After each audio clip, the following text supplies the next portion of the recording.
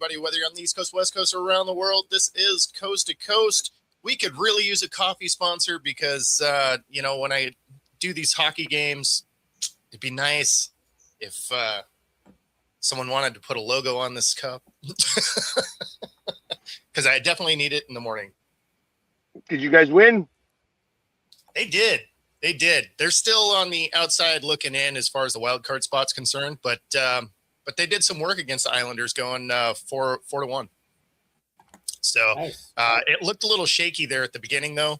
They spent the 6 of the first 8 minutes in a penalty box, and so they were undermanned for a fair amount of the first period. Amazingly, only gave up one goal during that. Their penalty kill was on point, and they seem to be playing with a lot more energy, especially in the third period. And then we got a kind of rare point for our goalie because they pulled their goalie to try and catch up, and he launched one across the ice for an assist. So how about that? Did you guys see what game was it? Was it Sunday? The goalie fight on Sunday?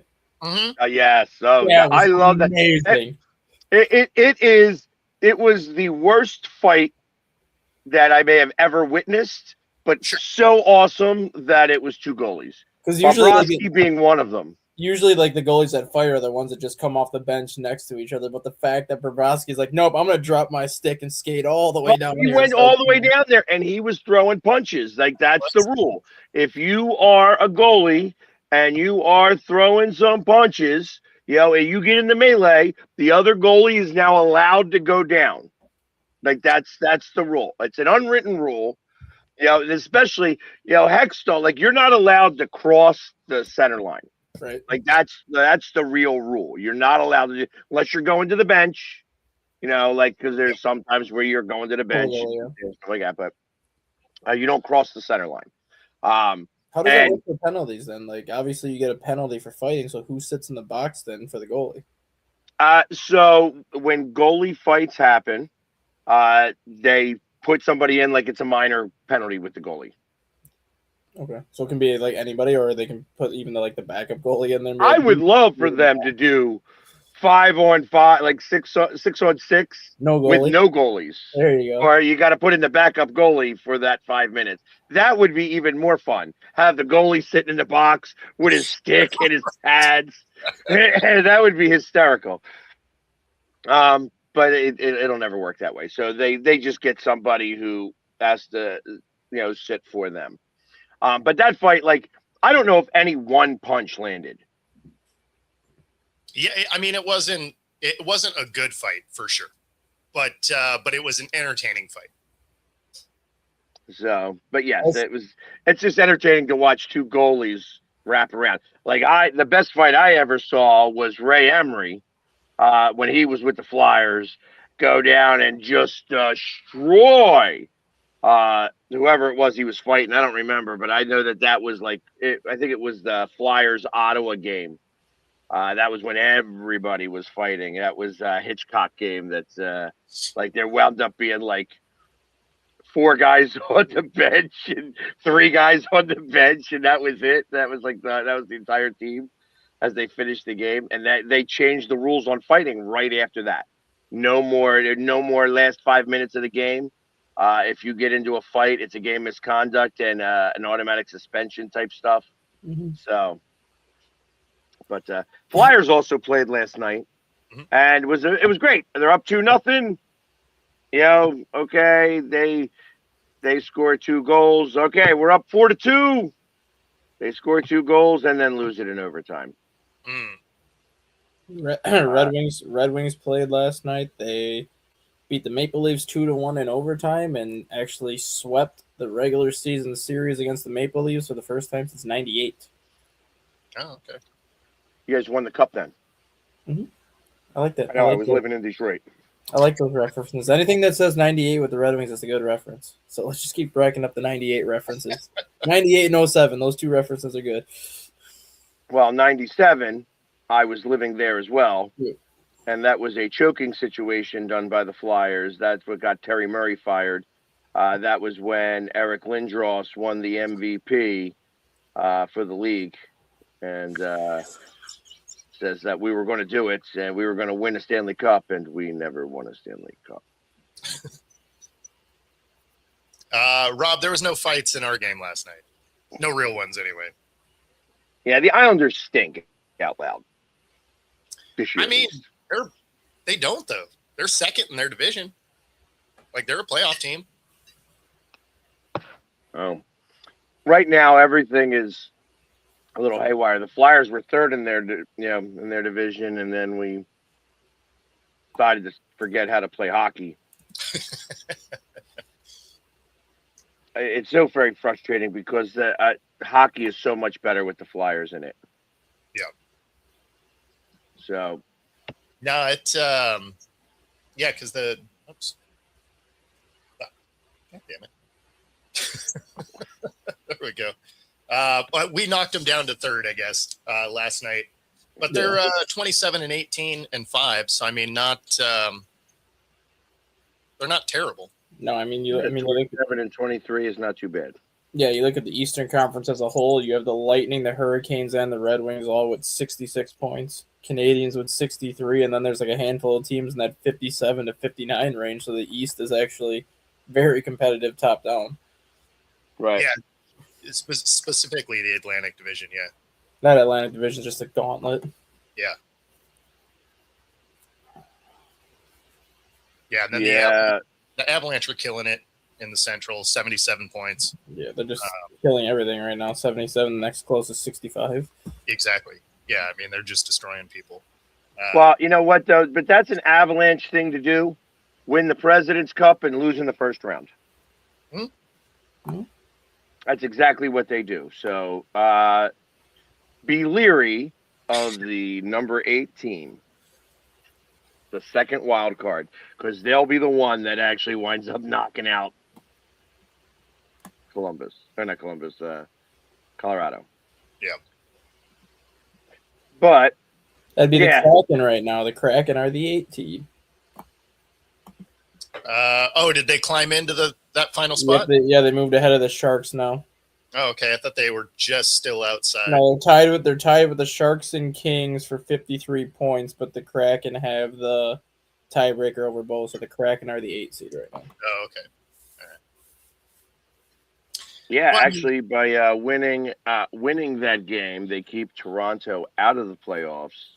The Flyers, with a game in hand to a lot of the teams, are 2 points or 3 points out. So they got to win some games. The thing that's going to be really interesting with the NHL, though, is how these teams handle the Olympic break coming up. Because I believe there's 9 or 10 days left until the winter break, I believe, and then they have 3.5 weeks off. So you have teams like the Colorado Avalanche, so January 31st, February 4th, and then after February 4th, the next game is not until February 23rd. So you have 3 weeks off for the Olympic break. There's a chance that some of these players obviously get hurt in the Olympics that are playing. But it's just teams like Colorado that have just been steamrolling people all year. How do these teams respond from a 3-week break? Do we see some of these teams that are on the outside looking in use this break as maybe just to regroup, and all of a sudden they come back and have a good stretch the second half of the season and make a late season push, and then a team that's been up in the playoffs all year just goes on a massive tailspin because now they don't have the momentum they once had? No, absolutely, you're going to see that. Anytime there's a break, those kinds of things happen. Younger teams benefit from these types of breaks. Mm-hmm. It's the older teams that have to really, those guys, although most of those guys are playing. Yep. They're on teams. Now, granted, let's say that there is, I want to say 40% of the NHL is from Canada, 30% is from the United States, and 30% is from overseas. Yeah, like Finland, Sweden, Czech area. Yeah, the overseas group is all on teams. Anybody who plays is going to play.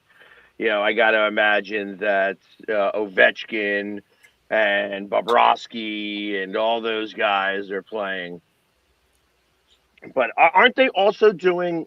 So I know it's the Olympics. They're not. It's just the Olympics, right? There's no All-Star game then, right? No, the All-Star game is out this year because of the Olympics, because the All-Star game is typically in February. Yeah, because I actually like it when they do the World Cup now, the way they kind of do it for the All-Star game. That's kind of what Gary Bettman has said. That's what he plans to stick with, is that World Cup, and then you add, what was that they added this year, that Four Nations. Well, they do the 3-on-3s too. Yeah, I like that. They did that Four Nations tournament this year with Canada, That's Finland, starting in 2027. So not next season, but the season after that, the 2027-2028 season. That's going to be going to the Six Nation Cup, because then they're going to have Russia and Czech Republic into that as well, because those are also the other two like world teams that have a bunch of NHL talent on it. Mm-hmm. So it'll be basically a six league cup as opposed to the 4-team cup that they have right now. And that's they plan to play that every other year, and then the same kind of thing with World Baseball Classic. They want to try to get that a lot more frequent than every 4 years, like they have it right now. They want to try to get the World Baseball Classic every other year, and if they do that, it can essentially eliminate some of the spring training games. So instead of having 34 spring training games a year, you can go from 34 spring training games down to 18. You'll have your World Baseball Classic, and the players that don't get invited to like the World Baseball Classic teams, they can stay back at the team's facilities and do like intra-squad scrimmages, or just do like scrimmages around different teams just to get their work in. But it allows teams to shorten up the spring training schedule and get to more competitive baseball quicker. I want to say, Joe, that I think it starts.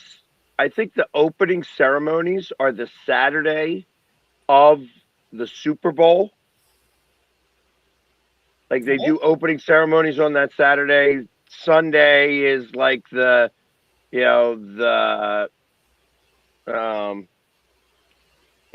skiing and shooting race.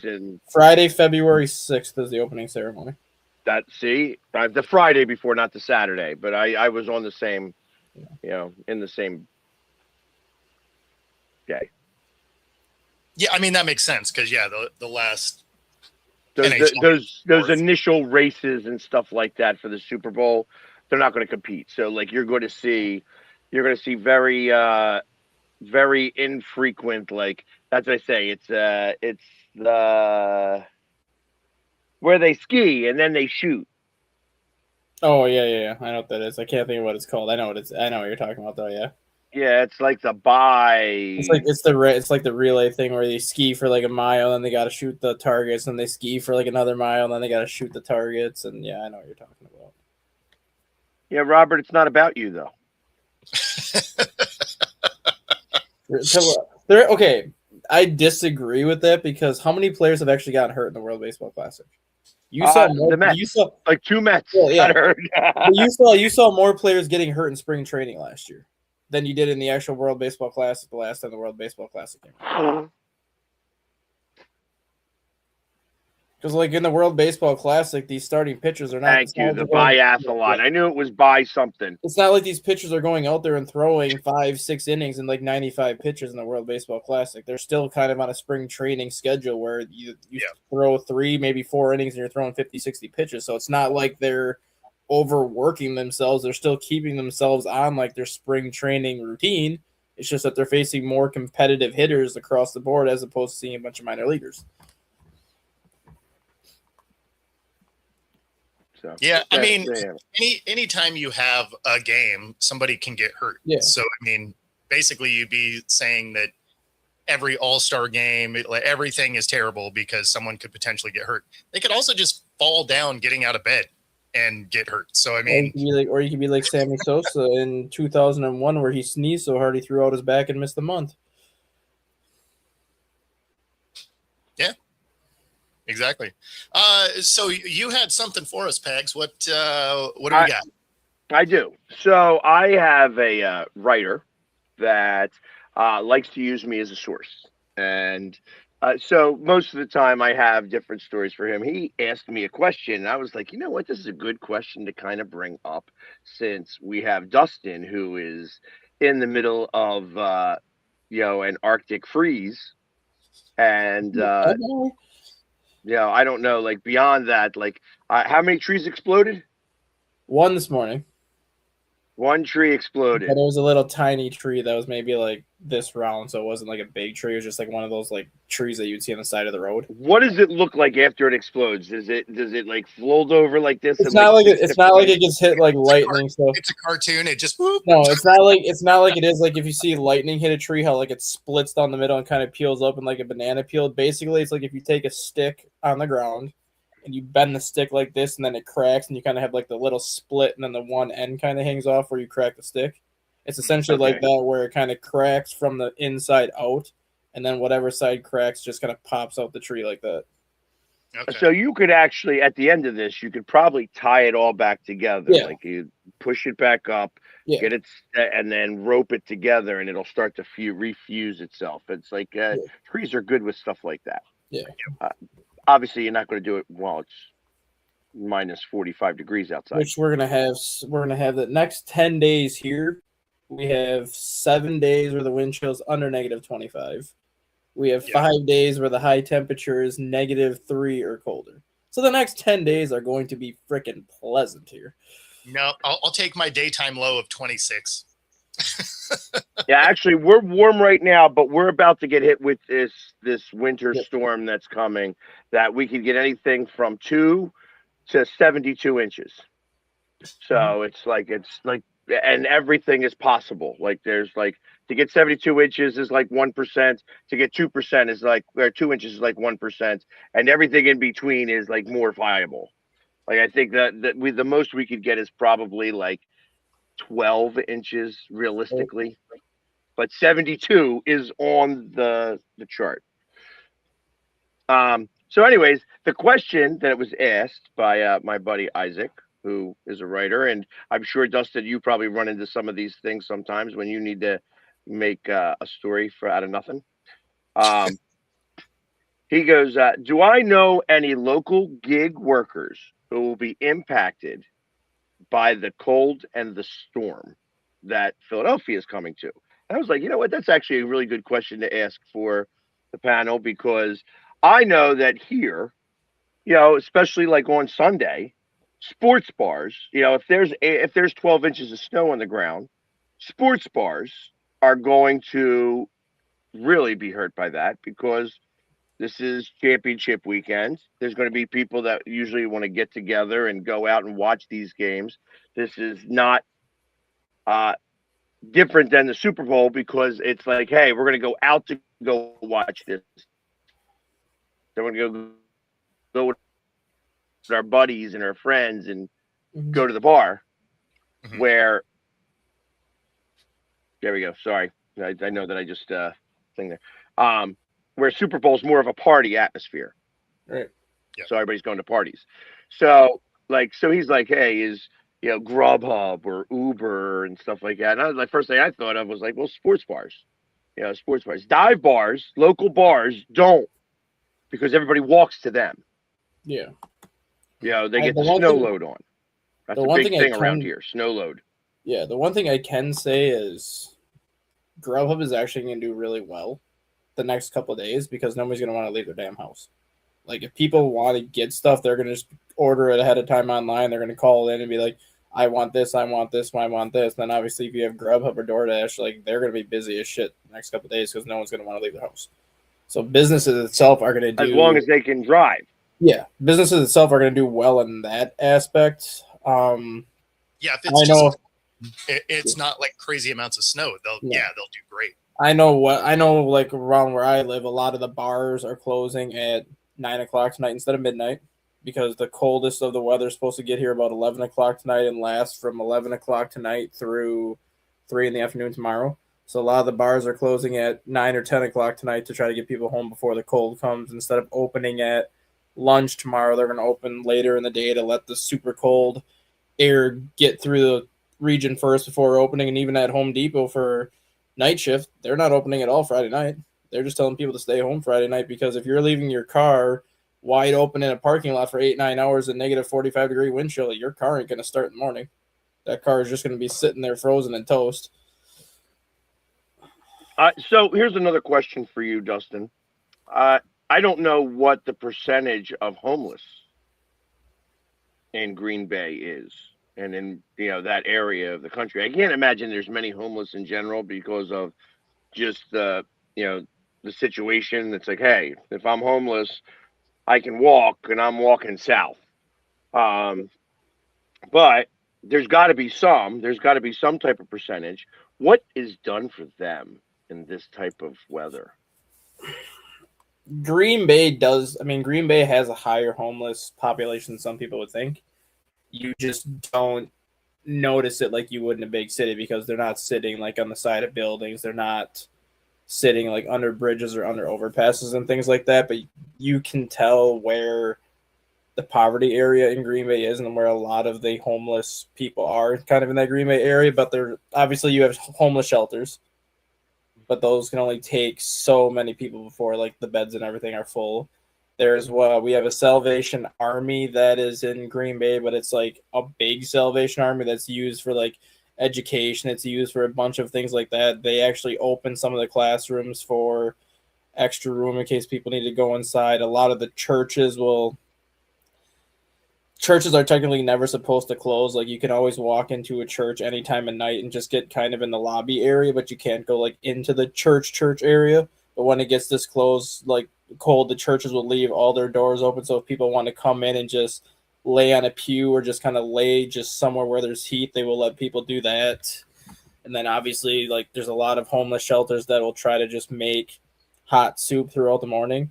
And if they see people outside, they'll just kind of drive around, whether it's to like bus stops, whether it's just to like anywhere that they see people outside, they'll just try to give them like hot soup or hot coffee or something like that.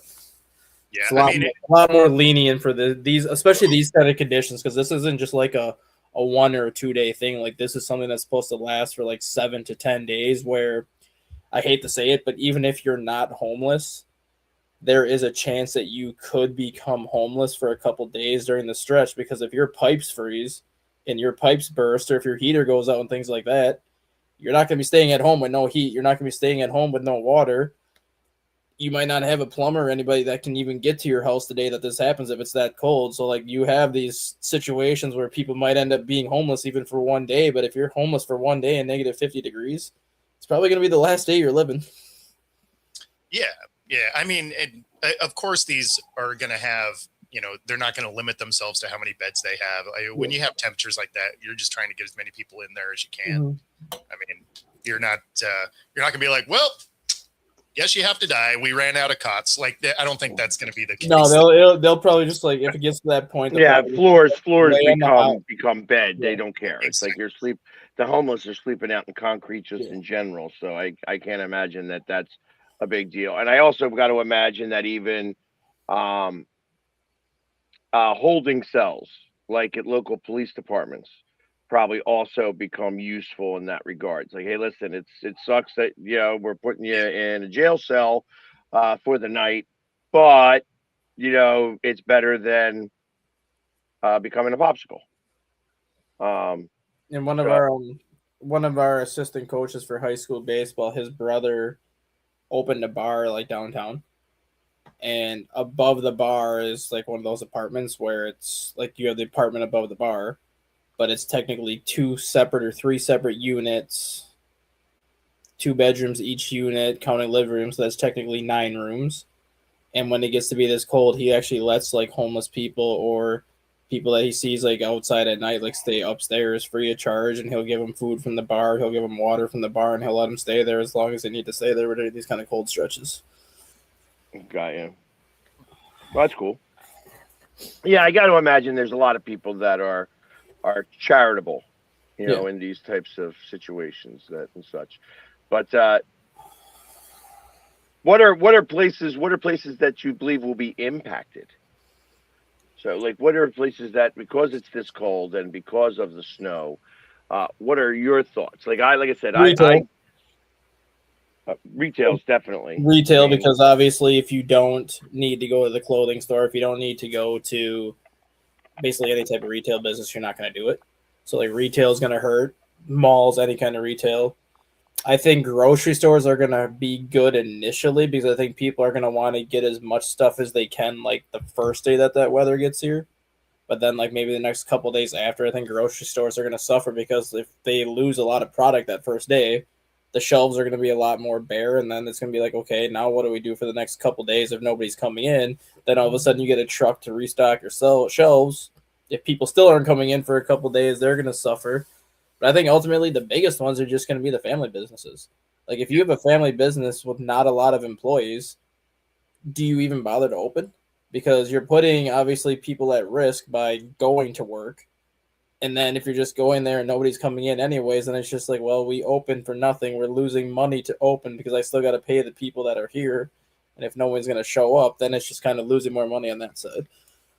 Yeah, I mean, at that point, I feel like you just set the heat up to 48, so that you don't have your heater overworking in any way, shape, or form. Yeah. And just so you keep it warm enough so that the pipes don't freeze. Mm-hmm. But I got to imagine out over there are certain levels taken about pipes freezing. Yeah, like about 40, about where you were that one time, Plymouth, when you were staying over there for the draft. Plymouth put out like a weather bulletin for like all of Sheboygan and Manitowoc County, which is the county that they're in over there. And basically the weather bulletin said, leave all your faucets in your house turned on a 1/4 inch. So like have 2 faucets turned to the cold water, have 2 faucets turned to the warm water, just on enough where the faucet can like constantly drip throughout the night or whatever. Yep. And basically what they said is the water department's going to monitor what houses are doing this. So if your faucets are running 3 days straight just with that kind of drip thing, those 3 days will not be counted on your water bill. They'll just cancel this. They'll cancel those 3 days out as if they didn't even exist because they don't want people to have burst pipes. But then if the people don't comply to this weather alert thing or whatever, and your pipes burst, you're going to get charged. You're getting charged, and you're getting charged a shit ton more money because they gave you the heads up like, hey, if you leave your water running, you're not going to get charged for the days that the water's running. So if you choose not to do it and your pipes burst, not only are you getting charged, but you're getting charged a lot more. Yeah, and I got to imagine it's not a drip. You got to have like one of those little, it can be that or like a really fast drip, the thin stream that's because you want it moving. The drip is not enough. If it's like a fast drip, though, like the drip, like the constant drip like that. But for the cold water, you want the stream that you're talking about for the cold water pipes. For the warm water, you just want a fast drip. You just want it to drip enough just to kind of keep the pipe warm enough. See, I look at it the other way. With the cold pipes, you want the drip because hot water freezes faster. Mm-hmm. And, I don't know the whole chemistry part of that and why that occurs, but that's really what happens. It's hot water. Hot water takes a long time to boil. Cold water takes a shorter time to boil. Cold water takes longer to freeze, where hot water does that flash freeze. Right. So, yeah, I feel like you'd almost want the stream, the thin stream on the hot water, and, just a quick drip.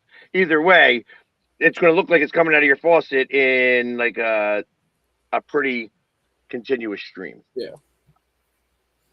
It's gonna affect a lot of things. It's gonna affect a lot of things over here, but the only business that I think will still do fine is the DoorDash and Grubhub side of things for like restaurants or anything, just because no one's gonna want to go out if they don't have to. And if somebody else is willing to drive out there and pick stuff up for you, they're gonna make a good not a good living, but they're gonna make a good week's pay, because I guarantee a lot of these people are gonna tip extremely well. If these drivers are going out there in these conditions, knowing that I didn't want to drive out here, like you don't want to, but it's how you're making your money right now. These drivers are probably going to get paid a lot more in tips than they typically would right now. Like my uncle does DoorDash right now just because he used to drive semi-truck and he ended up having back surgery. So he can't actually drive semi-truck right now. So to make the money, he's got to just do Uber and stuff right now. Typically he makes about $200 and $250 a night. And then good nights he gets about $600. He made $1,100 last night because nobody wants to go out in the cold right now. And he's like, well, I'll go pick your crap up and whatnot. And he gets tipped really well right now. So, but you don't have a lot of snow on the ground. We have, snow on the ground, but the roads are clear. No, they're not clear. The snow that's on the ground has now frozen. So all the snow on the ground has basically got a layer of ice on top of the snow. So it's like frozen snow that is literally frozen to the blacktop right now. So like we had like That's 2 inches. We had like 2 inches of snow. The plow came to like plow that top layer off, but then you always have like that layer that kind of sticks to the surface after the plow goes through. That's all now frozen over from the cold temperature. So we have like an icy layer of snow that's just going to be stuck there. Do you guys use a lot of chains? Not as much as we should, but when it comes to the road salt that we have, like all the salt that we have only works when it's 10 degrees below zero or warmer. So even putting the salt down right now ain't gonna do shit. No, right now you put down kitty litter. Yeah, it ain't gonna do anything right now. Yeah, that's where you're literally just dumping sand. Yeah, that's why people are just kind of getting a little bit nervous too, just because we have like that frozen layer of snow where it's not slippery. You can still drive over it, but it's like you can put salt down right now and it can do shit. Like it's gonna stay there for a while now because it's gonna be just frozen solid. Yeah. I'll share it with you guys if you want. Yeah, exciting stuff. And you can bet on if everybody wrecks. I'm not going up there to drive. Up to 125% of your first 3 deposits, 10% back guarantee. And of course, if you're here in the Pacific Northwest, QR code right here, free 5-day pass, any of the 3 locations, Bellevue, Ballard, University Village. Find your edge, True Fusion Gym. All right, let's talk about some sports. Wouldn't you want to do some hot yoga right now? Right now in Green Bay. I would love hot yoga right now. So what is Seattle doing to prepare for the upcoming NFC Championship game? We are ruining every traffic pattern possible. We've decided to shut down 2 lanes of I-5, which drives through the heart of the city, because we're going to do some road construction over the next 2 years, which this is aptly timed for, this championship game and, of course, the World Cup next year. So they basically are going to make it infinitely harder to get around the city. So good on DOT for always doing the wrong thing when it comes to traffic in Seattle. Well, I will tell you that as of right now, the cheapest ticket to get into the game is up in section 319 and is $700. Okay, that's actually not as bad as I was imagining. $700 to go to that game. And yes, Joe. Now, if you want to get into the 100 level,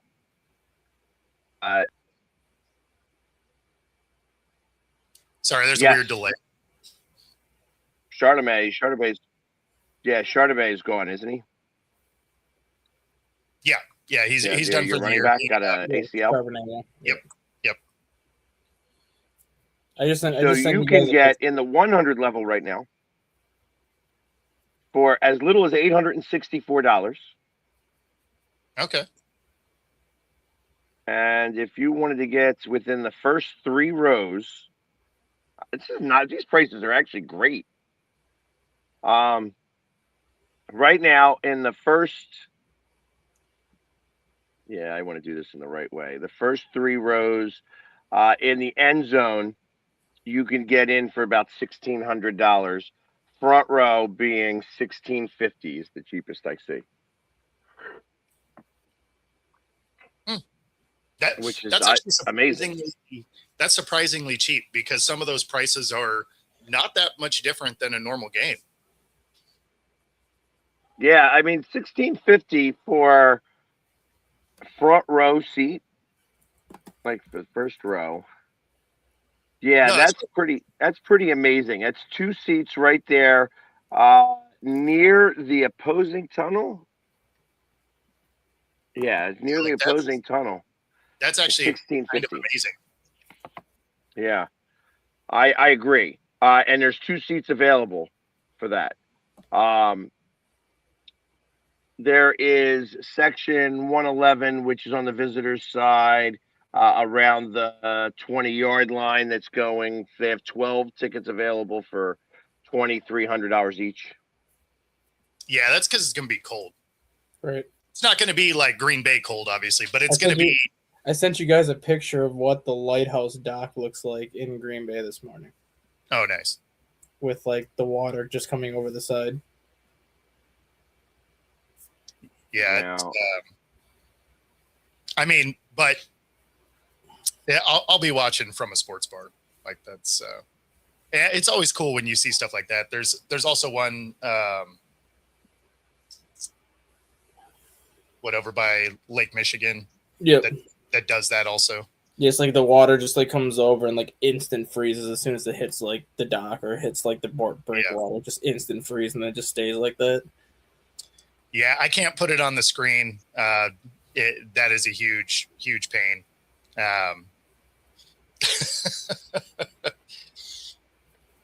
And to give you the prices of the AFC Championship game, the cheapest price to get in right now is in the 500 level, and it's $477. That's cheap. Very cheap. How much snow are they supposed to get up there? In Denver? Not any. Oh yeah, that's right. It's in Denver. I was thinking it was in New England. Never mind. Yeah. And for first row seats in the 100 level, you can get them for as low as $1,500. So that is actually really well done. In that regards, I'm thinking that's crazy, actually. Yeah. Super Bowl tickets, just to give you that heads up, since we're talking about ticket prices. And I'm using TickPick as the thing because TickPick is the best place to be able to get tickets. Right now, the tickets have gone down in price. You got to drop your reference code. Somebody might want to spend $700. No, I don't have the reference code yet. Oh, gotcha. I have it for the Super Bowl, but I don't have it for these games. It's only for Eagles games at the moment. So, gotcha. It's taking a second to load up here. So, okay, the cheapest price right now to get into the Super Bowl is $5,700, which is down from $6,000. And that stadium sucks. It looks ridiculous. Bet you any money if San Francisco to beat Seattle, the Super Bowl prices would be a little bit higher right now. For what now? If San Francisco were to beat Seattle, since San Francisco's hosting the Super Bowl, I bet you the Super Bowl prices would be higher if Seattle would have lost last week. No, I don't think so. Weirdly, Niners fans are inconsistent on showing up to stuff. Yeah. A lot of fans are like that now, though. I don't think it has to do with they don't support the team. I just think it's the cost of games now where it's like I'd rather watch it from my house and not pay the prices that I got to pay for food and drinks and parking and tickets, even if the team's doing well. Well, yeah. I mean, when you think about it, it's like, okay, if you have a ticket that's $800, you can put on pretty solid party for $800. Exactly. And that was one ticket. You hadn't parked or ate or done anything yet. So yeah, I always kind of look at those games that way because I'm like, oh, like we could go big and throw everything away and still save money. That was like the Packer Viking game at Lambeau Field last year. I think the average ticket price was like $600 for that game, and it was like 27 degrees and snowing. I'm like, yeah, no, I'm good. I'll just sit in my living room for $40 with food that I buy, and I'm good. Well, and I mean, let's be honest. On TV, you can see better. Yeah. Right. I mean, there's nothing that takes over the experience of going to the game, the atmosphere, like all of that. Second to none when you get in the stadiums. But if you actually just want to watch, all the TV angles is way better. I agree. And it's always a lot more comfortable. For sure. And you can use the bathroom whenever you want, which is nice, as opposed to peeing on yourself like they do in Green Bay, apparently. Exactly.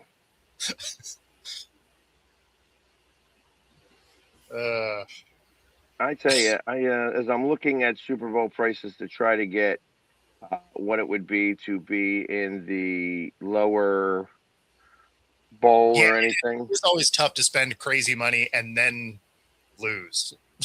Yeah. When you, especially if you lose bad, like if your team just gets smacked and you're like, Oh, I just God, spent yeah. $1,500 to be here today.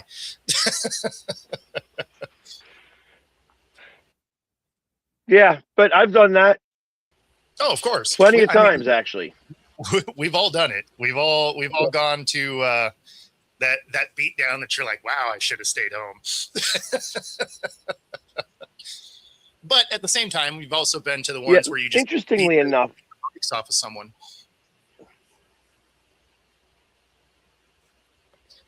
Yeah, like our last couple of NFC Championship games have been great for us. When we made it there, we destroyed them. Yep. Both times was awesome. The only game that I have been to that was a complete destruction on the other side. I mean, I've been to losses and I've been to big losses, but interestingly enough, was against Seattle. And I don't know if you remember the 40-8 game. Like Sean Alexander, the whole offense ran for it was like 68 yards and scored 40 points against us in the snow on a Monday night football game. That game sucked so bad. It snowed. And then I remember walking out at the end of the game. My truck was broken into. It sucked that bad. But there was two scores. Yeah, 2 scores on special teams, 3 defensive scores, and your offense had 68 yards in total offense and scored 40 points. It was like the most ridiculous thing I'd ever heard. Yeesh. I don't know if you guys remember that in Seattle. It's funny because Seattle always plays really well in the snow for whatever reason. Mm-hmm. If it's snowing, just historically, Seattle does well. I love a snow game. Snow games are fun. Now, when it's driving rain, those are miserable, but I don't mind being in the snow. Got ya. There are seats for $20,000. Yeah, what do we do? What do we do? Right? I mean, I get it. If you can afford that, you want it, capitalism, good for you. I don't think there's any scenario where I want to drop 20 grand a seat. No. That doesn't make any sense to me. No. Rob, no. You guys may have beat us 42-0 at one point. I don't know that for certain. The game I'm talking about, the score was 40-8. I'll never forget it. Like I said, there are so many things about that night that I will never forget. Staying for the entire game sucked. The guy who broke into my truck for nothing. I think the only thing that was taken out of my truck was a 4-foot level that I had in the back, back window. Mm-hmm. They broke the middle part of the window, which you think would be the easy part to do, because it's just that slider. No, you got to replace the whole friggin' window because of that. If you broke one of the sides, it'd have been easier to replace that part. But the middle part is the part that screws you over. So you got to replace the whole friggin' thing. All to steal a 4-foot level. I would have left the truck open. You could have taken the 4-foot level. I got 8 of them. Exactly. Yeah. So I was gonna break. I've had a car broke into that it was unlocked, and then they broke the little wing window in the back door, which was almost impossible to find. And they tried to pry my stereo out of its own case, but I hadn't even installed it yet. I was just sizing it up. And so if they would have just grabbed it, it would have ripped right out of the dash. But instead, they pried it out of its own case and destroyed the radio. And so then they stole the face, and that was it. And I'm like, you guys, not only was the car open, but the stereo wasn't even installed. And where you broke in, you climbed over the uninstalled amp and speakers that were just down in the footwell. I was like, these are the dumbest criminals ever. Well, Right. I got one better for you. So we stayed at a hotel in Milwaukee, and not like the nice area of Milwaukee, like a rundown part of Milwaukee once for a baseball trip, obviously. And somebody's car got broken into, and they had like a custom CD. This was back when CD players were in cars, so they had like a custom CD player. They took the original, just regular AM FM radio out, put in like that custom CD player in there, and the person You say tried. that like all my cars don't still have CD players. Like, Well, most cars now have like satellite radio. Like most cars have satellite radio where you can't buy them even with like a CD changer anymore. But the guy that broke into the car tried to take the CD player out. He must have hit the wire that's attached to it because he ended up like shocking himself. And then he sued the guy because he got shocked by the radio. that doesn't even make sense. It's a 12-volt system. Like you don't even get hurt by that because there's not I enough don't- amperage. I know it was a very rundown area. Trust me, there's some very dumb people over there. I was gonna Wow. say this. I was gonna mention this to you guys yesterday, but did you see the Kirk Signetti meme? I mean, there's a lot of them, so you got to narrow So it down. if you go to Google and in the search bar you type in the phrase Google Signetti, he has his own meme that comes out that says "I win, Google me." Oh, I mean, That Yeah. is the greatest thing ever. that makes sense. That makes sense. Love it. So since we mostly haven't talked about sports, let's go ahead and touch on one. So Aiyuk, a lot of speculation whether or not he was going to be back in San Fran. You have John Lynch now on camera saying he's played his last snap Yeah. here in San Francisco. Mhm. As poorly as this went, has he played his last snap in the NFL?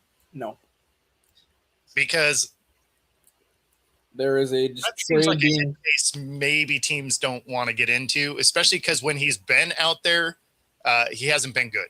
There's a trade being discussed right now, and I'm interested to see how far it goes. 49ers and Minnesota are discussing a Jordan Addison, Brandon Aiyuk 1-for-1. Because Brandon Aiyuk obviously is probably done in San Francisco. I think John Lynch already said he's done in San Francisco. He did, yeah. And Jordan Addison can't stay away from getting in trouble with the police. So Minnesota's kind of done with his dumbass in Minnesota, so they're trying to get rid of him too. So why not just do a 1-for-1 swap? At least Niners would get a receiver, Minnesota would get a receiver. I guess you're right. It was 42-0. I went to look it up. I thought we scored 8 points in that game for some reason. But I just remember Sean Alexander with like 3 touchdown runs of like 1 and 2 yards, so many turnovers, and like 3 pick sixes happening in that game. It was 42-0. Yes, Yeah. and it was on a Monday night. I thought it was 40-8. For some reason, I had 40-8 stuck in my head. I guess somebody else kicked our asses by that number. And then, like with Brandon Aiyuk too, Kwesi Adolfo-Mensah, who's the Vikings GM, has previous experience working with John Lynch in San Francisco. So I think he was one of the salary cap managers when he was in San Francisco under John Lynch. So he at least, I think if they did a trade like that, it would just be a 1-for-1. Like, we want to get rid of our headache, you want to get rid of your headache. Here, let's swap. Yeah. Well, and I wanted to make sure because you're on here today, Pags. I wanted to drop the tinfoil hat segment. Might as well wrap it up with this. Is Perfect. the power station that's next to the stadium there in San Francisco? They getting enough buzz around the potential of it causing injuries that apparently, even on camera, John Lynch is like, yeah, we're going to look into everything and see if there's something to it. So here we go. But that's what we said, right? Like we talked about that. Like it was like it's eventually that was a SmackDown. It's like they said, hey, this is causing all these issues and all of these problems, and there's too much data saying so. John Lynch finally had to say, yeah, I think we're going to look at that. Yeah, There's all the power lines. What's The that? power lines, all those power lines that creates it gives you Like if you get enough of that, like electromagnetic, going through your body, it's going to create problems. Yeah, well, I mean, it's why they tell you not to buy houses under high tension wires and stuff like that. So, I mean, it's there's a lot of studies that say that weird things happen. They can never quite technically tie it to it, but they're like, oh, there's just a higher density of these issues around these things. We don't know why, but then you go over with the meter, and you can, as soon as you're at the edge of the facility, it's like 3 times higher than it's supposed to be, and all of that. So I'm not sure what it is they would be able to do to block that. I mean, build a giant wall, Faraday cage style. You can't even really do that because it would actually destroy that wall over time. Sure. Hey, you know what? They always got really good ideas out there in San Francisco. That's not even tinfoil hat stuff, though. I mean, that's real stuff. No, I mean, again, there's a lot of studies that, there's always weird health issues anytime there's high tension wires around. You get next to, substations and stuff. It's amplified. So Yeah. It's funny. They found out all this stuff. Well, it's funny because they're like, oh, no, this has all been debunked. It's like, well, that's funny because these anomalies are weirdly on these straight paths next to these wires. It's crazy. Right. Exactly. And on top of that, like there's so many different, like the vet, amongst everything else, other than known to be one of the worst playing surfaces in all of professional sports, the stuff that they were using on the carpet was causing cancer. That they determined that it was like because they didn't use the rubber pellets like they do now. Yeah. And even those rubber pellets are still cause for concern because the dust that comes up from them rubber pellets is one of those chemicals that is can never leave your body type stuff and can create cancer and such. So, but they determined that some of that was the reason why Darren Dalton had got brain cancer and things like that and stuff like that, and they don't use that type of astroturf anymore at all. So science wins always. Absolutely. But what's it in 4 years? Is it in 4 years? They every stadium is going to wind up having grass, natural grass. Yeah. Well, I know a couple of them that have been big proponents to not do it are having to put it in for the World Cup anyway. So, right. Like for instance, Jerry's World. Yeah. Same with they got to MetLife. Put in natural grass for that. MetLife has to. Seattle has to. So, in those scenarios, MetLife surprises me that they never did in the first place. Right. I mean, MetLife said, "Hey, listen, we want to have the same thing that the vets had for a long time, so we're going to make the worst stadium possible." Yeah. For our guys, for everybody. If there was a stadium that was going to be like, nope, we're going back anyway, even though we had to put all of this in, it would be MetLife. They'd be like, we have this great surface. We're going to pull it out and put our garbage back in. Paige, you guys are bringing in the Bears offensive coordinator today for an interview. Declan Doyle. Okay. All 28 years old of them. I mean, if you can do the job. That's interesting. I think that they're waiting to see Denver's. They want to talk to Denver's offensive coordinator or Denver's run or passing game coordinator. Did you see the Brian Flores contract? No, I didn't see the details on it. So it's a very interesting contract. I don't know how it's going to work, but Brian Flores has agreed to an extension with the Vikings. Okay. Unless he gets a head coaching job. Okay. So basically, it's like, here's your extension. Here's what we're giving you. If you agree to it, we'll still let you interview to see if you get hired as a head coach. But if you don't get the head coach opening, would you come back here? And he signed it. I think it said like 5 years at $10 million per year to be the DC. So I mean, if he's not going to get a head coaching job, he's just going to go back to Minnesota. So it's a good contract for him because he's going to be making more than a third of the league's head coaches. Yeah. And Rob, we'll save baseball for tomorrow.